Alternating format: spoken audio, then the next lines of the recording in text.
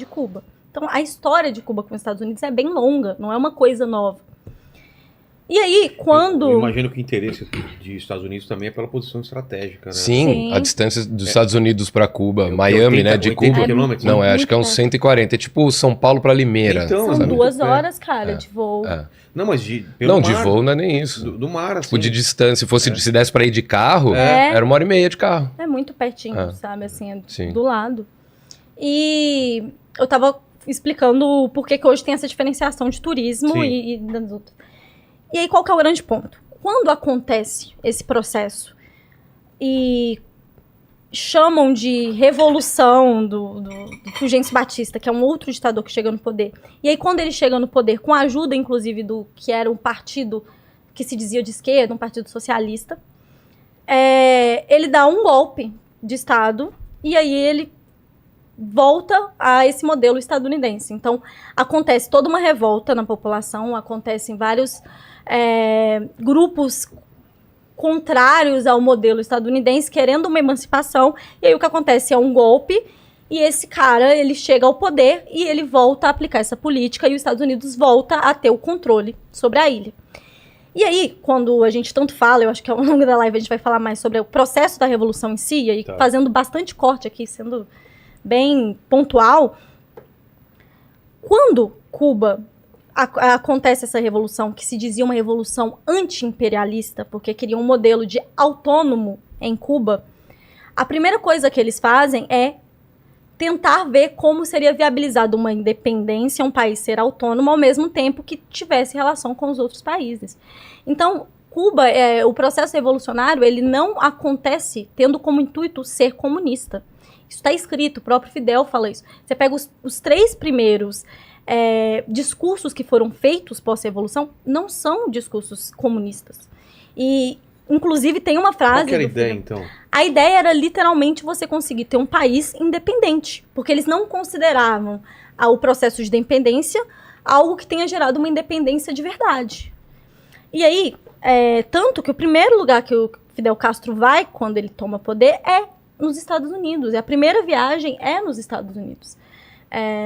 Só que aí ele começa a anunciar uma série de medidas que passava também, porque tinha pessoas socialistas dentro do grupo, porque a revolução ela é feita por um grupo por vários grupos na realidade. Então você tem ali a guerrilha, que a gente fala muito, que a gente tem que falar porque foi um processo muito interessante, que conseguiu ganhar a população, que começa lá pela tomada da Baía dos Porcos, mas tem outros movimentos que a galera não fala tanto, como, por exemplo, o movimento estudantil foi essencial para o processo da tomada do poder do Fulgêncio Batista, um movimento militar dentro dos quartéis cubanos.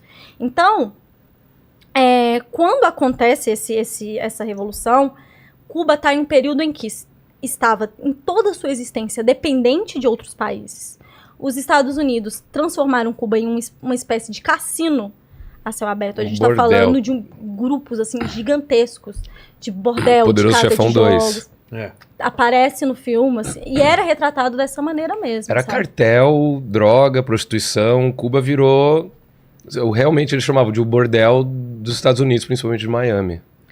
Então, quando acontece esse processo, o que estavam se esperando vamos construir uma Cuba autônoma e forte. Só que a maneira em que os laços vão se estreitando e colocando contra a parede, a ideia era que Fidel ele colocasse um modelo muito parecido com o Fulgêncio, que era, chegou ao poder, mas ok, você muda quem governa, mas não muda como vai ser o modelo econômico. Não e muda aqui quem eu não tô manda, nem né? falando de sistema econômico, eu tô falando tipo de modelo mesmo, assim, de governo. Quem que vai mandar? Quando eles colocam, quando Cuba começa um processo a gente vai ter que fazer algumas mudanças, como outros países fizeram, como como que é o nome? Do quê? Reforma agrária. Uma reforma agrária, a gente começa um processo de expropriação que acontece em países capitalistas, por exemplo. Os Estados Unidos tensionam mais uma vez, e aí Cuba desliga desse modelo. Porque tinha muitos americanos que tinham terras em Cuba. Muitos. Uma burguesia de tinham. Miami praticamente controlava Cuba. E o Fidel foi expropriando essas terras e distribuindo para a população. E a primeira terra que foi expropriada foi a terra do Fidel Castro. Do próprio Fidel. Porque o Fidel era de família de latifundiários em Cuba. E aí, o que acontece? esse processo de expropriação começa a se dar. Tensiona, a gente está falando de um período que é começo da década de 60, né, 59 ali. Então, é um processo em que a União Soviética estava crescendo, como império mesmo, estava sendo visto. E Cuba ganha lá dentro a ideia marxista, de, olha, a única maneira possível de construir uma autonomia cubana é por meio de um rompimento de sistema.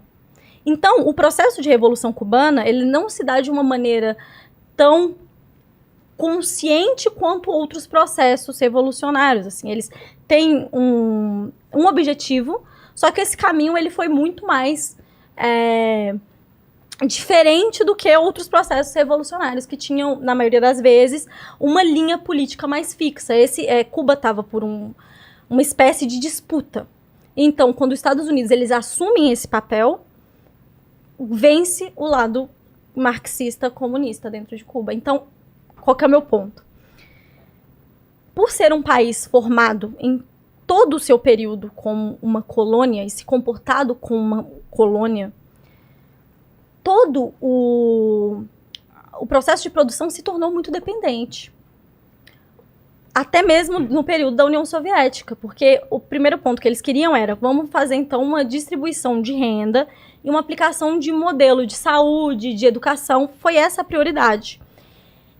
E continuou mantendo uma dependência, dessa vez, da União Soviética. Teve um período em que 80%, se eu não me engano, da economia era baseado no precinho camarada. Aí que vem o termo, preço camarada, feito pela União Soviética. A União Soviética comprava muito açúcar de Cuba, mas por um preço acima, que era meio que para ajudar, para financiar a Cuba. Subsidiar além de ajudar nessa parte da alimentação. Sim, então, sim. enquanto o Estado pegava o dinheiro que era gerado e redistribuía, já que Cuba era esse bordel em céu aberto, e era necessário fazer essa ampliação e criação até mesmo de um modelo que visava o social, que pensava na saúde, que pensava na educação, ele continuou se mantendo um país muito dependente e também que estava inserido num ponto da conjuntura geopolítica bem estabelecida. Então, Cuba, que é esse bloco socialista, então Cuba ele se torna um país sancionado, porque a partir do que acontece o rompimento com Fidel e o processo revolucionário, o que eles fazem? Os Estados Unidos já emite o embargo econômico. Anos depois, eles intensificam... Mas só a partir do momento que eles se aproximam com a União Soviética? Ou já Não. É? A partir do começo das expropriações, tá. é dado o primeiro bloqueio. Mas não é um bloqueio tão violento quanto se tem hoje em dia. Mas era um bloqueio, funcionava meio assim, olha, tá sobre aviso esse lugar. Só que isso atrapalha a economia e eles se juntam ao bloco comunista porque eles precisam de manter a economia e fazer as medidas que para eles eram importantes naquele momento. Então, Tá, lembrei que eu estava falando do embargo. E então começa esse primeiro embargo, logo em 60. E em 62, quando Cuba se aproxima oficialmente da União Soviética, acontece que é uma parada muito mais louca, que é os Estados Unidos começam a impedir outros países, para além desse bloqueio econômico, começam a fazer também um bloqueio social. Então, eles começam a adotar medidas que tinham como intuito tirar a mão de obra qualificada. Então, existem políticas dentro dos Estados Unidos durante muitos períodos, assim, em que eles incentivavam que médicos formados fossem para os Estados Unidos e lá eles recebiam benefícios, como, por exemplo, ajuda de moradia por um tempo, auxílio de alimentação por um tempo. Então, assim, acaba acontecendo uma série de rompimentos e de intervenção muito estratégica, porque Cuba simbolizava ali naquele momento uma possibilidade da América Latina começar um processo revolucionário. Então, os embargos em Cuba são muito longos. E aí, só para responder... é que aquilo se espalhasse. É bem parecido com o processo, por exemplo, do Haiti. O Haiti foi o primeiro país... O que estava acontecendo no resto da América Central e Latina e América do Sul. Tinha outros países se inclinando para a União Soviética também? A gente tinha já organizações comunistas em vários países, Mas eu diria que Cuba, o medo dos Estados Unidos em relação a Cuba foi tão forte, porque Cuba está debaixo do nariz dos Estados Unidos, é 2 horas. Estrategicamente, imagina, do colocar lado. míssil lá. Sim. Sim, depois vem também a Guerra dos Mísseis. Tudo isso é por causa para explicar a questão da diferença do turismo. Não me deixa perder esse fio da meada, tá? E aí, Como eu sempre falo, para você entender Cuba hoje, você tem que entender Cuba há 150 anos atrás. Como, por exemplo, eu nessa conversa, eu pulei a questão das invasões que aconteceu. Aconteceu uma tentativa de invasão. Procura aí sobre esse período. Aconteceu uma tentativa de invasão dos Estados Unidos. Eles pagavam o que em Cuba chamam de mercenários, exatamente. Para invadir, fazer o quê? Olha, tem sabotagem, em vários períodos, matar o Fidel. Vários períodos que são bem interessantes. Assim, nesse primeiro momento era para realmente tirar esse novo poder que tinha se instalado, esse novo modelo que tinha se instalado. Mas, posteriormente, que tem a ver com a questão do turismo, os Estados Unidos passam a subsidiar grupos, e isso não é nenhuma teoria da conspiração. A gente tem documento, tem documentário, tem livro. Eu indico para vocês o livro Os Últimos Soldados da Guerra Fria, que fala sobre a Operação Vespa, por exemplo, que foi uma operação, a galera estava presa até pouco tempo nos Estados Unidos. Saiu, se eu não me engano, no último ano. Que foi então essa não é operação? uma teoria da conspiração. Os Estados Unidos reconhece que aconteceu essa. O que foi a Operação Vespa? Foi uma operação criada por Cuba, em que eles mandavam dissidentes para os Estados Unidos propositalmente.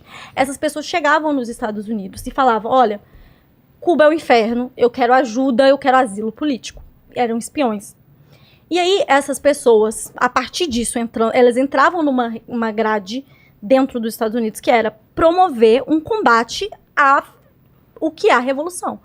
Então, iam em programas de televisão, recebiam comida, recebiam ajuda de moradia, e tinham grupos, e aí existe uma grande divergência aí do ponto de vista histórico, tá, que eu tô falando. Claro que eu, como marxista e entendendo o processo, eu acredito que exista uma ligação direta, mas, de qualquer forma, existia um subsídio nisso. Mas a divergência de documentação se esses grupos, os outros, que invadiam Cuba e atiravam em hotéis, você tem casos de pessoas mortas por essas pessoas que eles chegavam de lancha e sair atirando para poder combater o turismo e as pessoas sentirem medo de ir para Cuba.